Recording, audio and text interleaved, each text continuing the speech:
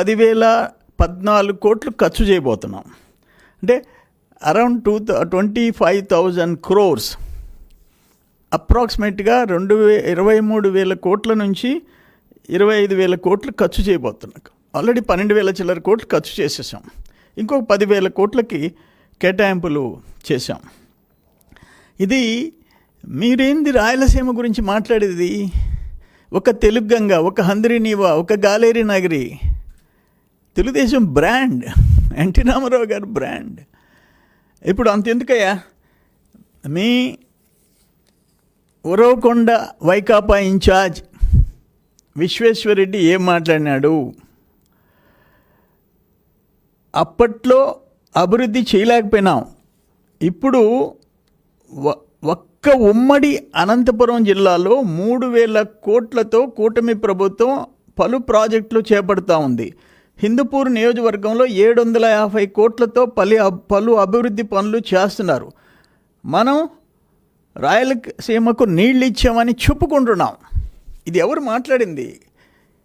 Uravakonda incharge, YCP incharge Visweswara Reddy. మేము మాట్లాడింది కాదు. మీరు రాయలసీమని ముంచేసింది మీరు. నేను పదే చెప్పిన, మీ గవర్నమెంట్లో నిండు శాసనసభలో 3 శాఖలకు కేటాయించిన నిధులు, నీటిపారుదల శాఖ,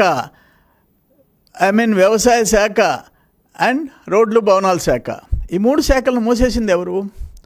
బడ్జెట్లో 40% బడ్జెట్ కేటాయింపుల్లో 40% కూడా ఖర్చు పెట్టన శాఖలు ఆ 3.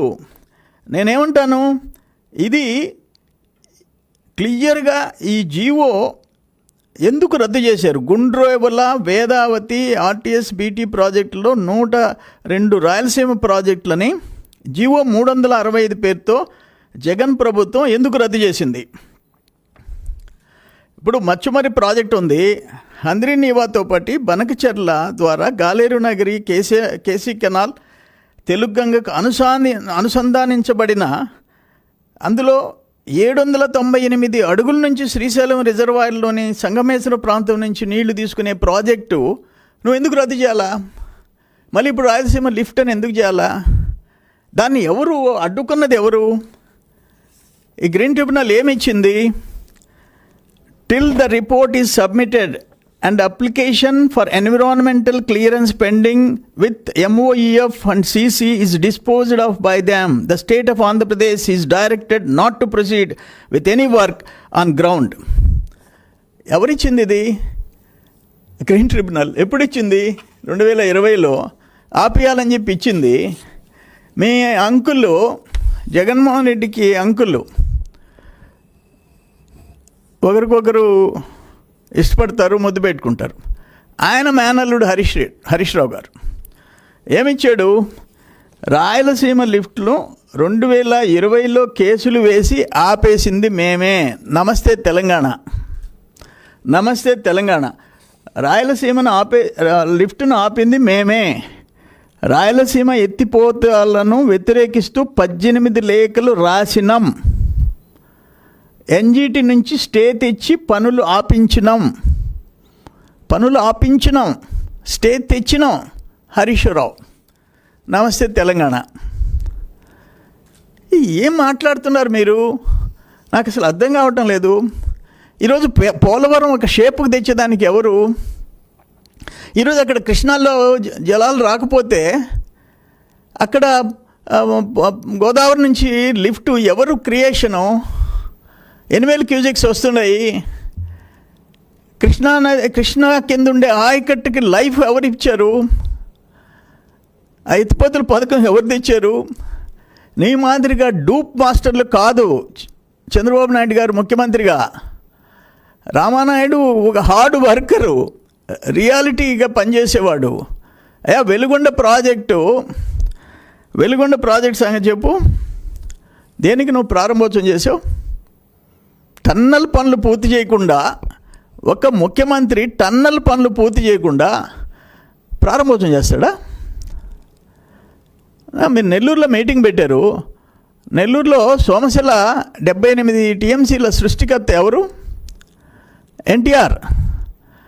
తెలుగంగ కింద కండలేరు 68 టీఎంసీల ఎత్తన్ డ్యామ్, ఏషియాలో అతిపెద్ద ఎత్తన్ డ్యామ్. కండలేరు 68 టీఎంసీ. ఎవరు? మీరు నెల్లూరులో మీటింగ్ పెట్టారు, నెల్లూరు కంటా రాయలసీమ లిఫ్ట్ లేకపోతే నెల్లూరుకి నష్టమని. సోమశిల 78 టీఎంసీలు, కండలేరు 68 టీఎంసీలు, 146 టీఎంసీస్, 146 టీఎంసీల కెపాసిటీ ఉండే 2 రిజర్వాయర్లు ఒక ఉమ్మడి నెల్లూరు జిల్లాకి. ఉమ్మడి ఆంధ్రప్రదేశ్, తెలంగాణ ఆంధ్రప్రదేశ్లో కలిసి పాత 23 జిల్లాల్లో ఏ జిల్లాలైనా ఉందా? మీరు ఏ ముఖం పెట్టుకొని నెల్లూరులో లిఫ్ట్ గురించి రౌండ్ టేబుల్ కాన్ఫరెన్స్? మీరు ఒక పని చేయండి, తాడేపల్లిలో కూర్చోండి, జగన్మోహన్ రెడ్డి కూర్చోండి, రాయలసీమకి మనం ఎన్ని కోట్లు ఖర్చు పెట్టాం, నేను ఆర్థిక శాఖ మంత్రి దగ్గర కూర్చోండి, అప్పటి ఆర్థిక శాఖ మంత్రి, ఇప్పుడు మేము ఎంత ఖర్చు పెట్టాం, ఎట్ట మాట్లాడతారు మీరు? అది అర్థం లేదు. 5 ఏళ్ళు ఇరిగేషన్ ఫైల్స్ కదల్లా. ఇప్పుడు స్థానిక సంస్థల ఎలక్షన్స్ వస్తున్నాయి. నెల్లూరులో వైసీపీ రాజకీయ నిరుద్యోగుల సభ, వైసీపీ రాజకీయ నిరుద్యోగుల రౌండ్ టేబుల్ కాన్ఫరెన్స్ అక్కడ పెట్టుకోండి. తాడేపల్లిలో జగన్మోహన్ రెడ్డి ప్యాలెస్లో పెట్టుకోండి. అక్కడ మీరు ఏం చేశారంటే, భూసేకరణ చేయకుండా, అటవీ శాఖ అనుమతులు లేకుండా హెచ్ఎన్ఎస్ఎస్ జిఎన్ఎస్ఎస్ లింక్ పేరుతో పిఎల్ఆర్ కంపెనీకి 5,000 కోట్లతో 2020లో ఇచ్చినారు.